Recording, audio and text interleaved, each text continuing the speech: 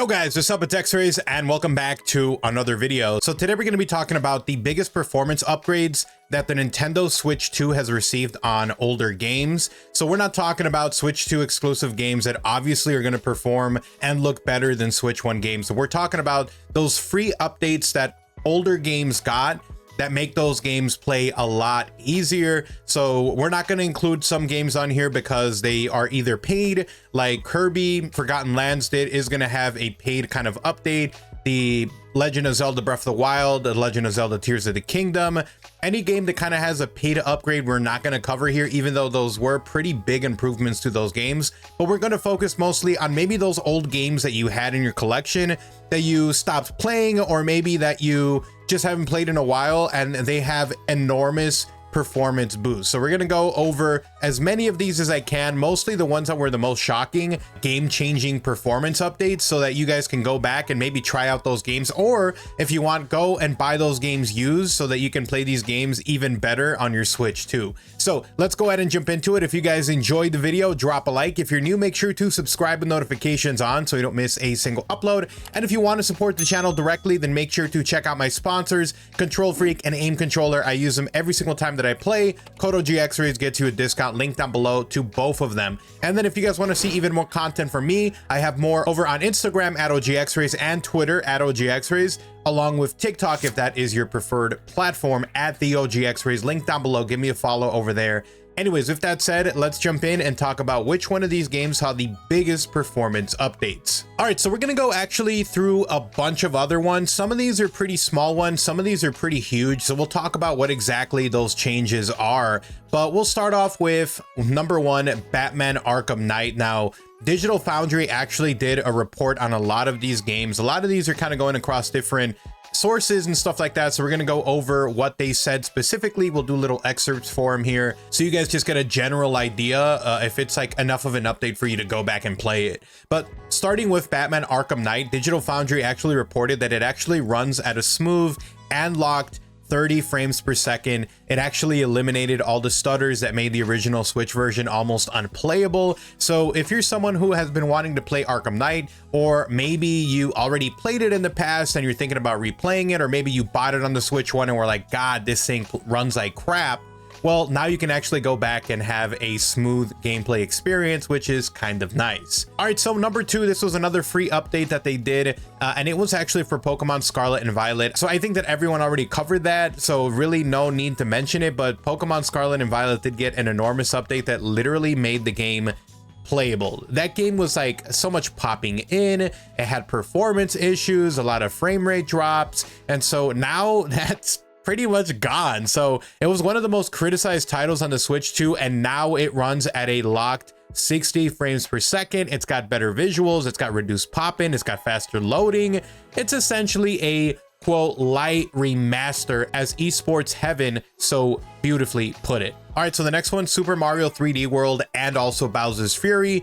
Both of these got slight upgrades to them as well. Both of the campaigns are now locked 60 frames per second. They added HDR, it has better resolution, and it's more consistent across handheld and dock mode. Digital Foundry did a video on this as well and mentioned it, but basically this game now runs smooth whether you're playing on handheld or on dock, and the resolutions are much better for both play styles. All right, the next one was another one that a lot of people were really happy to see, and it was an update for Zelda Link's Awakening and Echoes of Wisdom. These are very similar because they have essentially the same engine that they were built on, but now both of them are locked at 60 frames per second. They also added improved HDR visuals. They have smoother village animations as well, and improved foliage. And it's actually kind of crazy seeing the comparison that Digital Foundry did for this game as well. It looks so much better. They got rid of some of the occlusion that they would add, so like where they would add foggy stuff to make it so you couldn't see some of the stuff that was popping in and out.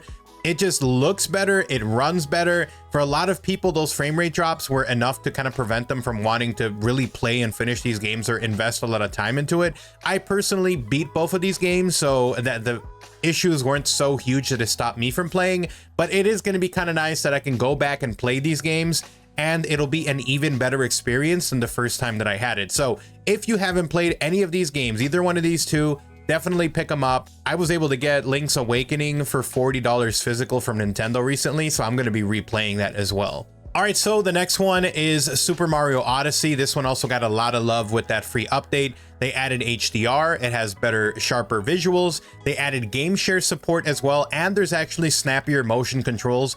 I recently went back and played Super Mario Odyssey because I wanted to get to the darker side of the moon, and so I'm actually playing through that right now. Whenever I have time, I try. That thing is difficult as hell, but it's so nice that you can go back and play these games. Some of these areas now look absolutely beautiful, so I don't know if I want to replay Mario Odyssey, but I sure am having a lot of fun going back to previous maps and just seeing how much more beautiful they look on Switch too. All right, so let's go ahead and talk about some other standouts, and we'll have some kind of highlights of some of these games. Now, these aren't huge updates, but they're kind of more quality of life and performance updates just in general, so they're not going to look that much better, but at least they're going to be running a little bit better. Starting off with The Witcher 3 on the Switch 2, it doesn't really look that much better, if anything, but now it does have a stable 30 frames per second, and the resolution is a little bit better, so it's minute. I think more people are just happy that it runs better than anything else.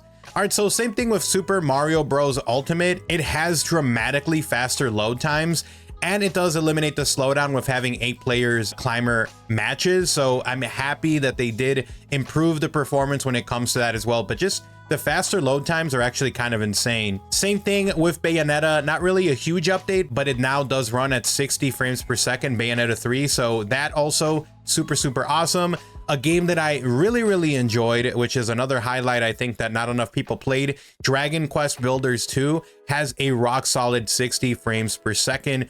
The last time I played it, I think was also on Switch. I think it was. So I can't wait to just jump in and replay this game. It was so much fun. And now we're going to have no issues with the frame rate. I am really pumped to jump back into Dragon Quest Builders 2. Aside from that, if you were trying to think of other games that got some updates, we got Darksiders 3, we've got Rune Factory, we've got Persona 5 Striker, Astral Chain, another bomb game, also got an update. Skyrim as well got an update. So a lot of these updates are there, and a lot of people don't even know. So if I mention those games in this video, feel free to go back and mention which of those games you were playing. Unfortunately, some games weren't able to benefit from the improved power of the Switch 2 because they, in the coding, are locked at 30 frames per second. So those games, even though you wish they would be untapped and go to 60, they can't do it because they are locked at 30. Some of those games, even if they were locked at 30, now they're consistently 30 frames per second, which is nice. But a lot of these aren't like, oh, suddenly you're up to 60 frames per second or more, because the coding does have it locked at 30. So we might see in the future more games where if they're able to patch the game and make it so it's unlocked from 30 frames per second, you might see other games getting 60 FPS updates in the future. So hopefully, fingers crossed, that does happen. All right, so aside from that, there's a bunch of other games that a lot of people are excited to jump on and check out in the future if they do get updates. Minecraft was a notoriously laggy game. Ark Survival Evolved as well. Doom 2016, Xenoblade 2, they did do Xenoblade 3, so hopefully we get the other Xenoblades as well. And the biggest one I think that not enough people were talking about, and it's a free update, was Splatoon 3. That one I didn't mention because it kind of was its own big one. I wanted to go through some of the low-key ones that got updates, but Splatoon 3 going 4K 60 is kind of insane, if we're being honest, boys. But anyways, with that said, hopefully you guys enjoyed the video. If you did, drop a like. If you're new, make sure to subscribe and notifications on so you don't miss a single update. And if you guys want to support the channel directly, you can do so by checking out my sponsors, Control Freak, Aim Controller. I use them every time I play. Code OGXRAYZ gets you a discount. Link in the description below to that. And if you guys want to talk and interact, at OGXRAYZ over on Twitter, give me a follow over there, link down below, and check me out on my other platforms, Facebook, Instagram, and also on TikTok. If you guys want to see other content from me, choose your preferred platform. Links down below to all of those. You guys have an awesome day. Take care. I'm out. Peace.